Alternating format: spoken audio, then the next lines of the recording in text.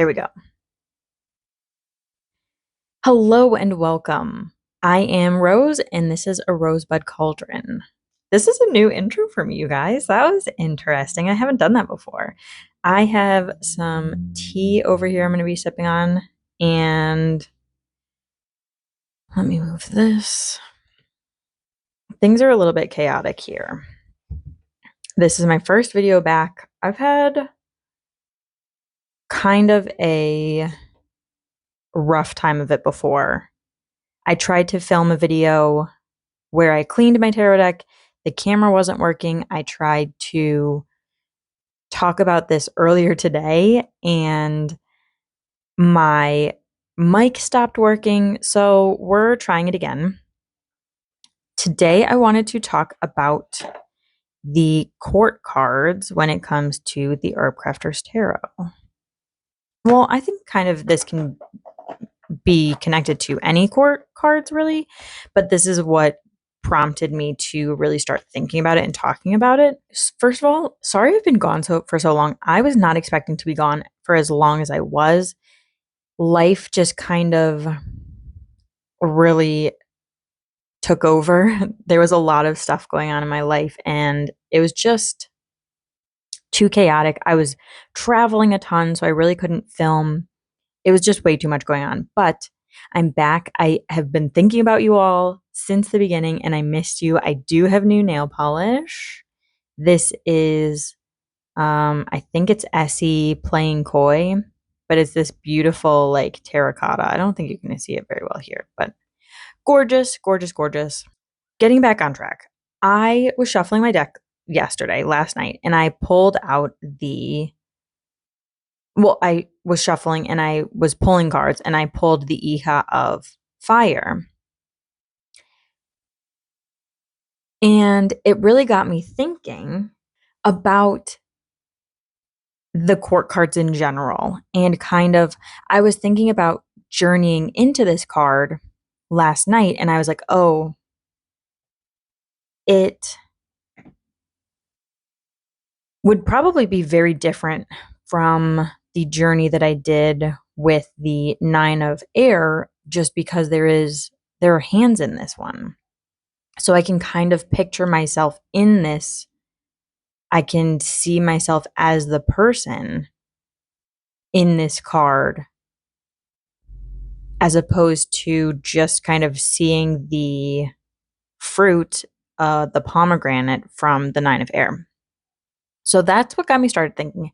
And I was thinking about journeying through it. And I was like, oh, like I would feel really connected to my inner child from this because these are young looking hands. This feels like childlike energy. And then I started thinking about how all of the hands are kind of different ages. So the Ihas obviously are like child hands. The Adelitas are more growing or adult hands.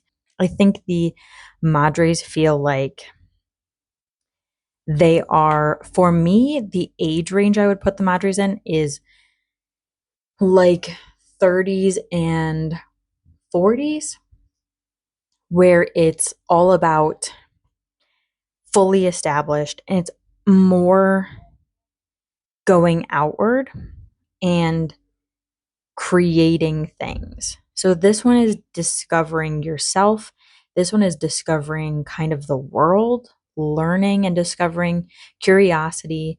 This one is going out into the world and discovering, but also using the discoveries to kind of reflect back on something for yourself. This one is more nestling down, hunkering down, and really setting down roots. That's what this one feels like. This one is setting down roots for yourself. And the curanderas, to me, are all about cronehood because they do show this. The curanderas are the healers. That's what it translates to. But they also are crones. They are wise enough to understand that they have learned so many lessons already, but there are so many more lessons that they're going to learn and that they have, and they will continue learning these lessons until their very last day.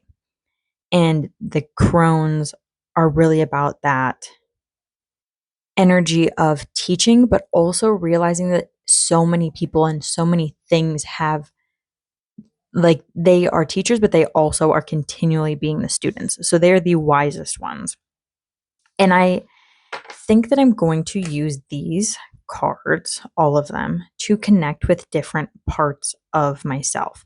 I think that even though I am in this Adelita stage of my life, and I feel I associate myself with the Adelitas the most currently, that doesn't mean that I don't have a mother and a crone self within me.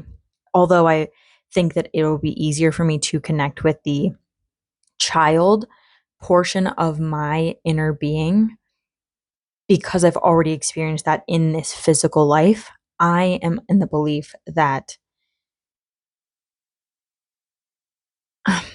I don't know that time is extremely linear. That is something that I am like, my beliefs are quite fluid still because I am an Adelita, so I'm discovering and really trying to flesh out my beliefs.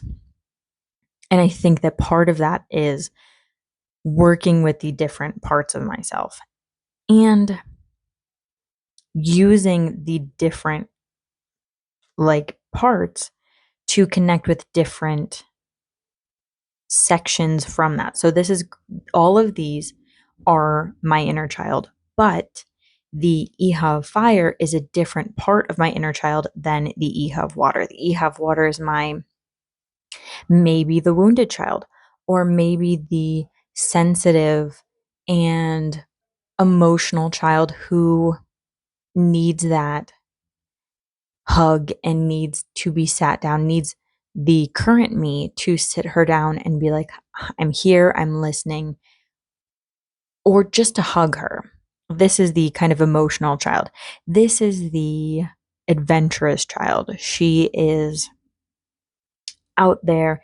She's very imaginative. She is always ready to go and explore and do a new adventure. She's always creating new lives and different,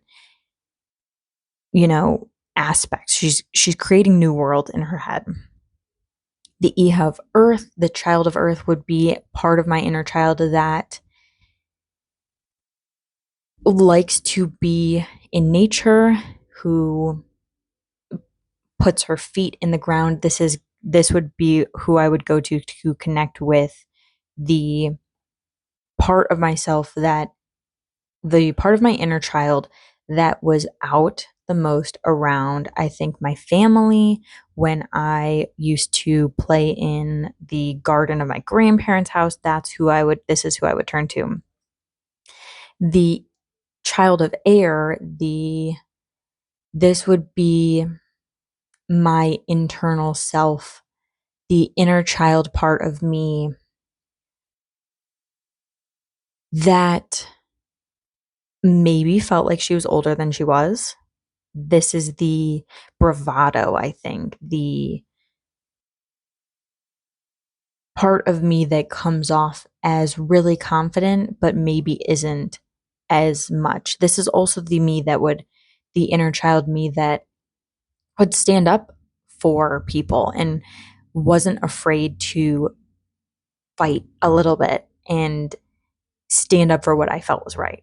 That's who I think that this child would be. So each group within the courts, I think, can touch on different aspects of my life, in addition to talking to, like, the court as a whole, talking to a specific age period in my life. And I think that this is also a great way not only to identify where I'm feeling in my life, I can use them each day and kind of pick.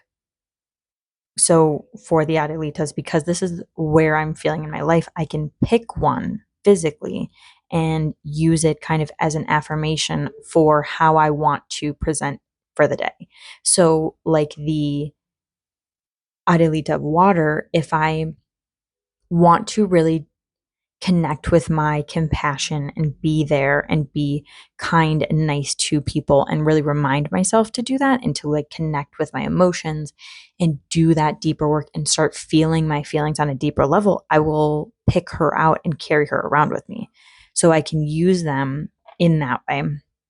I also want to start using them, especially these two, the madres and the curanderas, the mothers and the crones, to really connect to a part of myself that is, I think, still my higher self because I have not gotten to this point yet. And I think that there is this energy within me, both of these. I can feel the energy is there. And I think that these cards, meditating on them and trying to journey into them and really just holding them in my hand while I think about their energy in association to myself, I think will really help me to connect to these energetic parts of myself. And I wanted to touch a little bit more on the mothers because I think that the mother, it, the word mother can be something that people have problems with. And I think that you can get into mother energy without being a physical mother. Because for me, mother energy is that nurturing and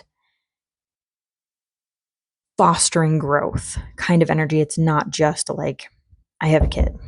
I don't think you have to be a physical mother to have a mothering stage in your life and feeling this more represents an age where I will feel secure in myself and start taking my focus from myself to some outer world things. I think that's what this stage is, but it's not going to be the stage that I get into when I become an actual mother. I think that this stage will be something that I can get into before that, or it's a stage that I will work into afterwards. It's not something that will happen with child rearing, in my opinion. I think that I will also try and use these not only to talk to my inner selves, really connect and integrate them and gain wisdom from them or channel their energy. I think that that's all. I feel like I've said everything that I need to. I don't know. This is something that I'm really excited to try and explore. It's something that I am still very new in the ideas of and new to thinking about, but it's something that I'm really actually excited for. I think that this energy and stuff is something I want to work on and really start focusing on in my practice. And I'm excited that I made this discovery, and I'm so excited to kind of share it with you guys because it's different. It's new, it's exciting. So I think that's all. Thank you so much for being with me. If you made it to the end, thank you for watching. I mean, if you didn't make it to the end and you just skipped to the end, thanks for watching too. Um, but yeah, this was, I think, a really great way to start coming back. I think this is much more meaningful. I tried to record two, like, kind of superficial videos. So I feel really good about this one actually being my first one back. I am excited to dive deeper into this. And I think that working through this and using these energies the way that I'm thinking about it, I will kind of give you guys an update later on and let you know how it's all working out for me. I also am planning on doing the Drop 'em 78, Esther from Mindful Tarot's Tarot Challenge starting on October 15th. I'm very excited to do that. I'm actually using different decks than the Herbcrafter's Tarot, so that's a little scary, but also really, really exciting. Hopefully, I will have some videos talking about that coming out too, and we'll just kind of like work through that together. But so far, this was my big revelation for tarot this week. I really have just started getting back into really deep diving into tarot. I had a long time, like all of September, I really barely touched my tarot deck just because of traveling and I just wasn't feeling drawn to it. I was having some personal things going on and it just wasn't at the forefront of my mind.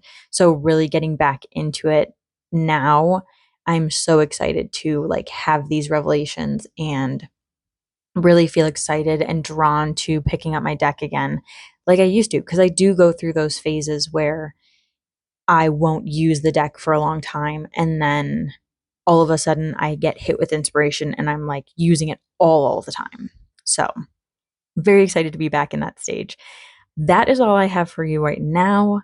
I hope you're all doing well. I'm so happy to be back. I hope that you all like this video and that it was insightful and maybe inspires you to try and do this with some of your decks, kind of find and connect to the inner parts of yourself as well through the court cards, because I think this is a new way to look at the courts because sometimes they can be a little bit confusing and it can be difficult to read them. So that's all I've got for you right now. I will see you all in the next one. I hope you're all doing well and thank you so much for being with me now and all the times before and all the times in the future. I appreciate each and every one of you for watching my videos and commenting.